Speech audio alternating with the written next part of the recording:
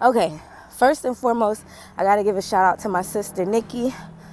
Whew, girl, she shared Kiera's song "Free" with me today, and I just almost had a praise break at work. Okay, I had to just get up out the building, go ahead and take my self-care walk early, and I just had to have a moment. So, anyways, I was just so inspired to just do a video because, working at a crisis hotline, I talked to a lot of different people. And one thing that I've realized is that it's a lot of stuff going on in the minds of God's people. It's just a lot of torment. It is a lot of just stress and pain, anguish.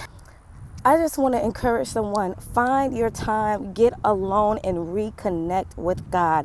Find some silence and get connected with God. If you're in an environment where you don't have no peace, if you're in an environment where you just feel like you can't get alone, sneak away and find you some time and you get reconnected with God. The enemy is after our minds. He is after our minds. I need you to get this. Because there's a lot of people suffering. So I really need y'all to get this. He is after the minds of God's people. And you don't have to stay that way. You don't have to lose your mind. You don't have to feel stuck. Go and get some help. It is resources out here. It is tools out here. You don't have to be the same, y'all. Whew. The enemy knows that there is a great calling on our lives. It's work for us to do.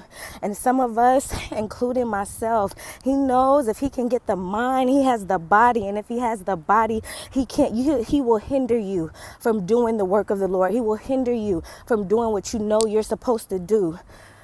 Whew. We gotta get it together, y'all.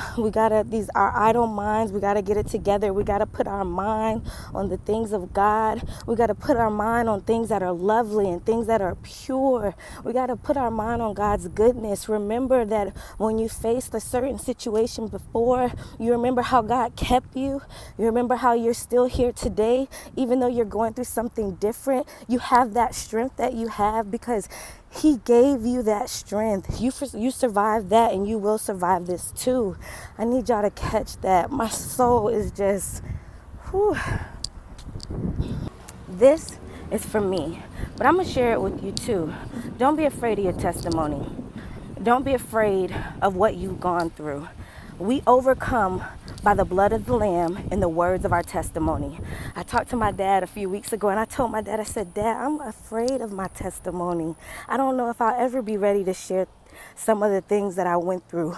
And he said, you don't have to be afraid, Ty. That's how you overcome. So I just want to share that with you. You don't have to be afraid. This is how you overcome. Denounce the enemy and all that he tried to do in your life and set God's people free. That is your responsibility with what you went through, is to help set somebody else free.